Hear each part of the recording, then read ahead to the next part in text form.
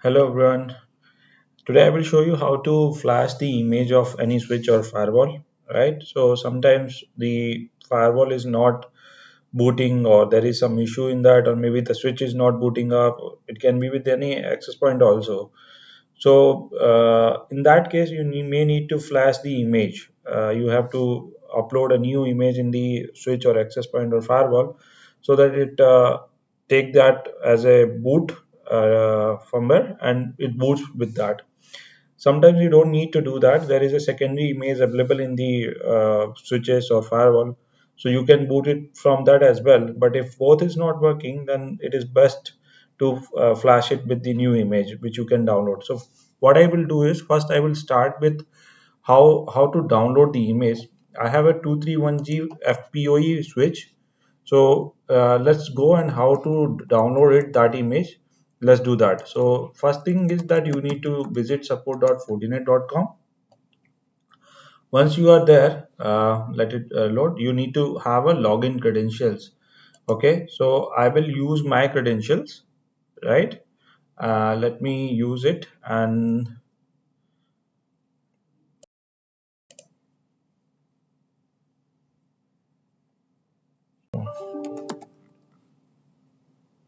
02. Okay, so let's go inside.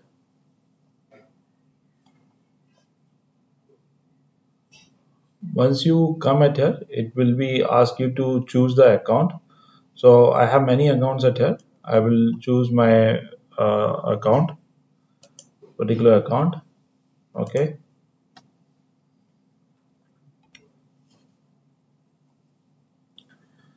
and then it on the top you will see the option for the VM images or firmware downloads.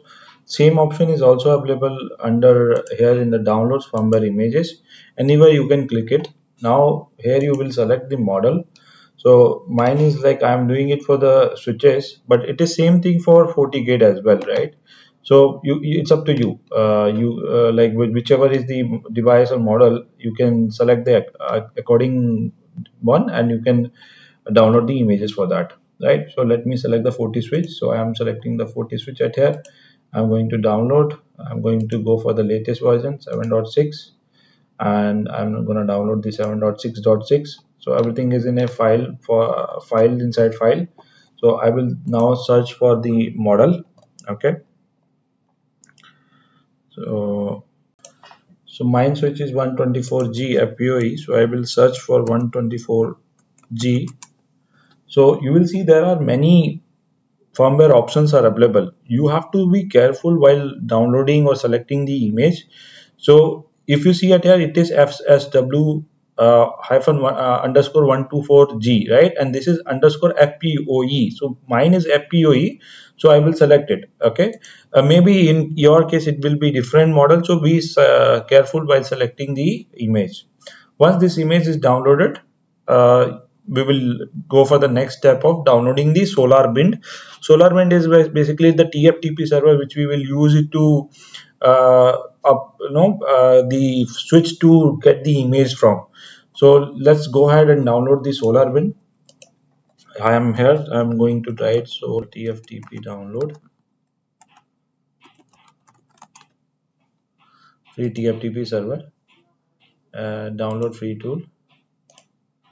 Download free tool. I'm going to click on. I will fill these details. I will click on continue without adding anything on this, right? So it is for Windows, so I will download it. So once this is downloaded, you will install this. So you will see that now the TFTP server is running. What you have to next check is the switch, right? So now we have to make the connectivity to a switch, and even before going to that, so we have downloaded this image, right? This image is at here.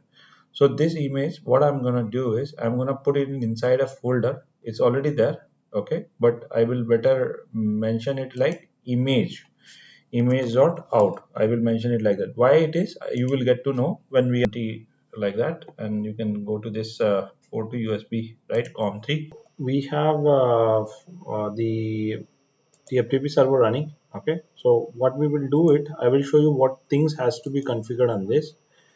In this, you have to do go to the server binding. Make sure the IP address is visible at here. The IP which will be connecting to, or the port, your LAN port will be connecting to the switch port, right? So that should be there.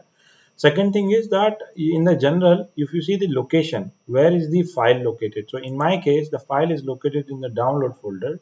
So I'm going to select the download and click OK. Once these two things are there, then just click OK, and this is enough for this to work, right?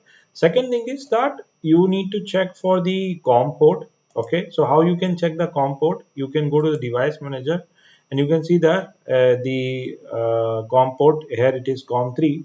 So what I will do, I will use PuTTY at here. Okay, so I opened the PuTTY. Now I will select the serial. Okay, define the console port, that is COM3, and the speed for the 40 switches to connect to the console port is 115200. I will hit enter. Okay, it will open the PuTTY, and you can see it's asking for the login. In your case, it may be that it is by default in the error state. Okay, so let me move it to that state and continue to that. Here you will define the IP address of the TFTP server. In my case, the IP is 192.168.1.10. If you have anything different, you can just type it like this. Okay, so I'm just gonna hit enter. What will be the local address? So you can set any address at here. I'm it by default it is taking 99. I can change it to, let's say, if it is required, 192.168.1.10, for example. Hit enter. The subnet mask gonna be same. My default gate gonna be I'm just, it can be, you can leave it 192.1 same only, or you can change it accordingly. I'm gonna leave it. Now the this is a very important step. What will be the file name? So this is here I have image.out, so I will be using that same name, or I will be renaming the file whichever I have downloaded from the portal. So I will rename it. So here you can see the image.out, same file name, right? I will hit enter. Do you want to set as a default or run without saving? So I will say I will set as a default, and it is gonna start loading it.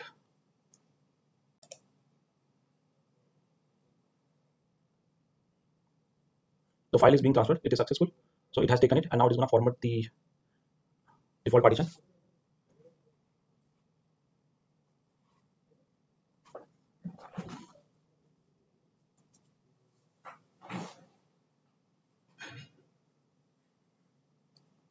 Now it's gonna boot from the default partition, and it will upload the version 7.6.6, the latest version which downloaded from the portal. That's the login page. I'm gonna type the username. Password is by default it is no password, but in my case, what was the password is that was set previously for this switch from the FortiGate. So this switch is a FortiGate managed. That's why whatever the past password I have given it to it, it has taken it.